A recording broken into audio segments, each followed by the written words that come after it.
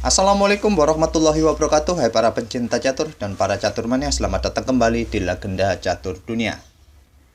Judith Polgar adalah seorang Grandmaster catur Hongaria. Ia dianggap sebagai pemain catur perempuan terbaik sepanjang masa dan pemecah rekor Grandmaster termuda saat itu dari rekor sebelumnya Bobby Fischer. Dan kita akan mengulas satu permainannya kawan saat melawan Alexis Sirov. Permainan ini saat keduanya bertemu di Las Palmas, Spanyol tahun 1994 di putaran kelima. Sebetulnya, game yang terkenal antara Polgar dan Sirov adalah saat bertarung di Buenos Aires, Argentina di tahun yang sama. Tapi saya lebih memilih game yang dimainkan di Spanyol ini kawan, yang tak kalah menariknya. Di sini Judith Polgar memegang putih mengawali permainan dengan pion E4. Dibalas dengan pion C5, Sicilian Defense, kuda F3, pion D6, pion D4, pion pukul pion dipukul balik oleh menteri. Ini adalah variasi check hover dari Sicilian Defense, di mana putih di sini kawan mengabaikan prinsip dasar catur yang mengeluarkan menterinya terlalu dini di awal-awal pembukaan.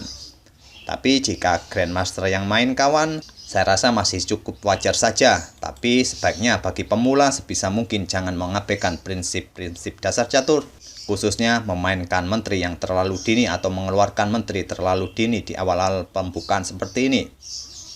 Alexis Sirov membalas dengan langkah kuda C6 mengancam menteri, gajah putih B5 mengepin kuda, dan diblokade oleh gajah di D7. Polgar memutuskan bertukar gajahnya dengan kuda, dipukul balik oleh gajah, dan Polgar melanjutkan pengembangan kuda C3.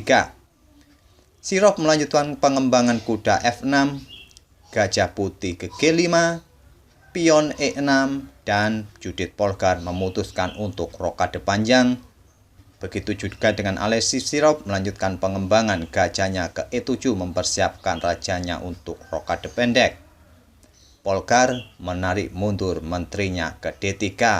Ini untuk mengosongkan petak D4 kawan agar nantinya diisi oleh kuda yang lompat ke petak ini. Dan Sirov pun rokade pendek.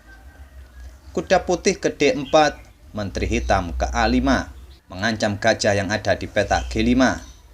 Diantisipasi dengan memainkan pion F4 dan beteng F digeser ke C8. Memainkan pion H6 bisa jadi pilihan bagi hitam untuk mengusir gajah yang cukup mengganggu di petak G5 ini. Tapi Sirov memilih langkah beteng F digeser ke C8 dibalas oleh Judith Polgar memainkan pion F5.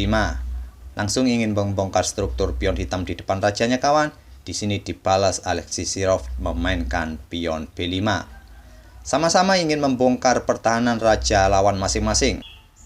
Dan Judith Polgar melanjutkan langkah pion pukul pion. Menteri hitam sudah tidak bisa mengancam gajah putih ini kawan karena sudah diblokade oleh pionnya sendiri di petak B5 ini.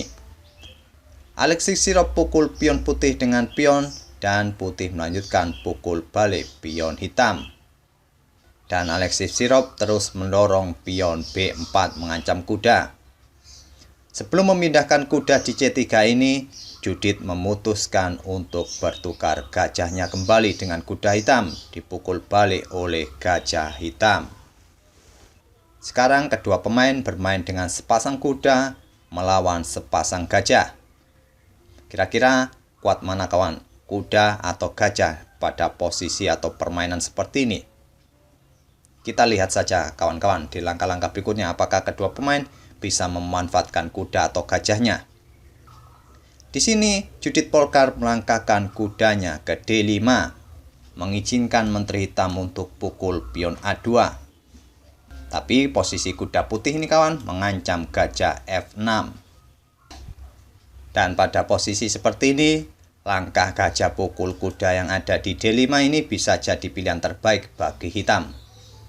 Yang mungkin nantinya akan terjadi pertukaran menteri di posisi ini. Walaupun di posisi ini kawan, posisi putih masih sedikit lebih baik daripada hitam. Putih masih unggul satu pion dengan variasi seperti ini. Tapi sayangnya pada posisi seperti ini, Alexis Sirov melangkahkan gajahnya ke E5, menghindari ancaman dari kuda putih agar tetap bisa mengontrol peta atau pion G7-nya ini dari ancaman kuda yang ada di peta E6. Dan barulah di langkah berikutnya mungkin menteri akan pukul pion A2.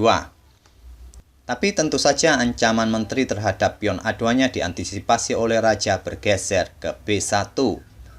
Dan sirop melanjutkan gajah ke B5.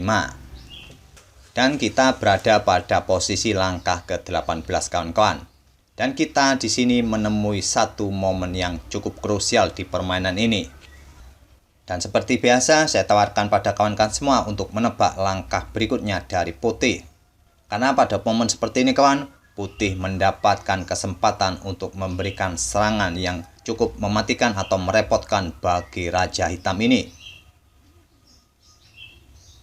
Apakah sudah ketemu langkah terbaik putih pada posisi seperti ini? Judith Polgar melangkahkan kudanya ke E7 skak.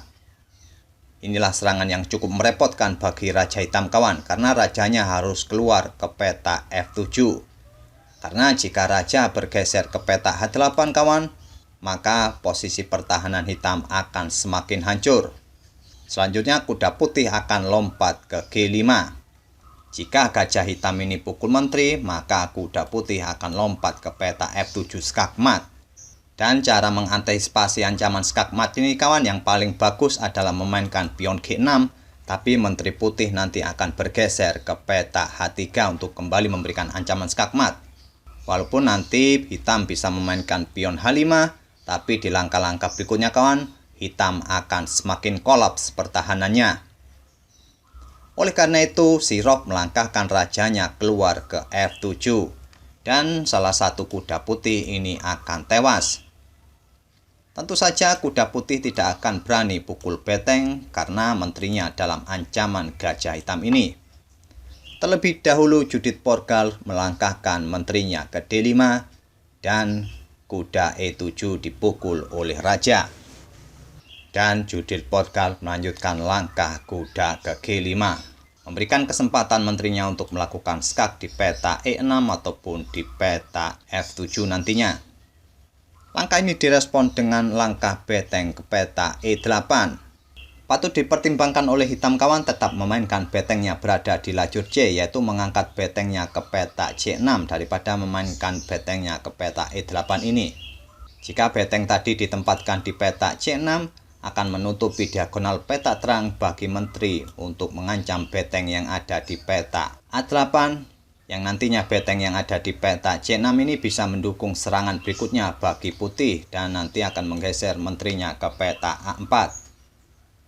Tapi kombinasi ini tidak ditemukan oleh Alexis Sirop. Dia memilih memainkan betengnya ke peta E8. Dan sekali lagi kawan, saya tawarkan pada kawan-kawan semua untuk menebak kembali langkah berikutnya dari putih. Karena langkah berikutnya dari putih ini cukup merepotkan bagi hitam.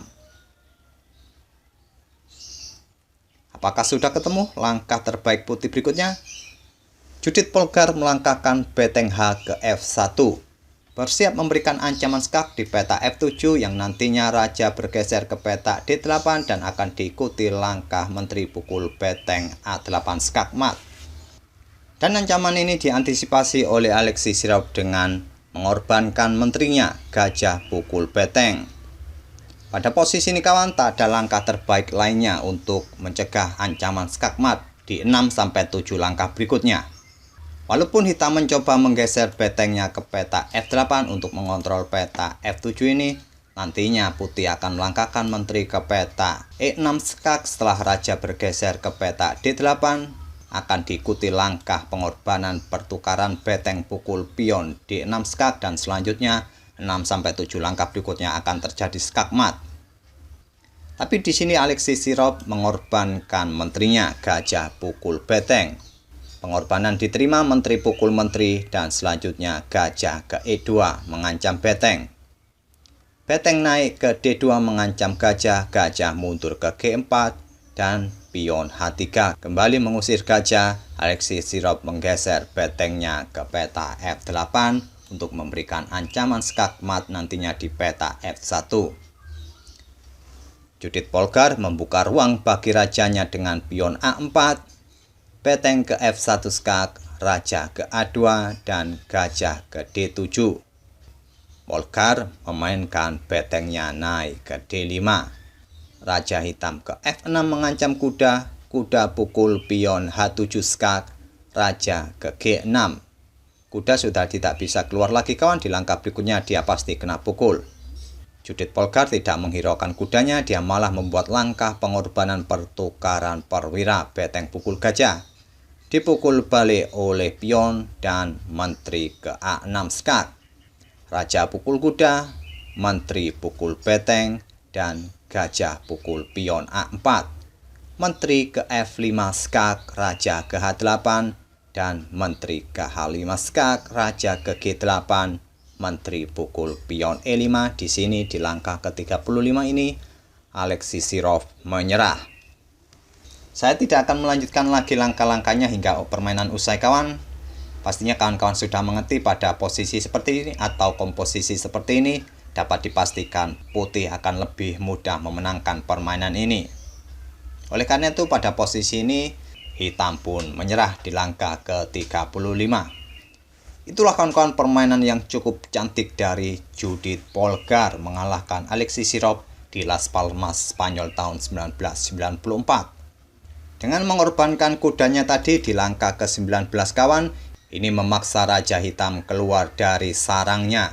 Dan dengan langkah pengorbanan ini di langkah berikutnya, Hitam harus kehilangan menterinya, yang memaksa harus menyerah di langkah ke-39.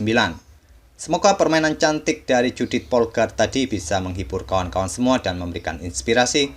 Kita akan bertemu di video-video berikutnya. Terima kasih. Wassalamualaikum warahmatullahi wabarakatuh.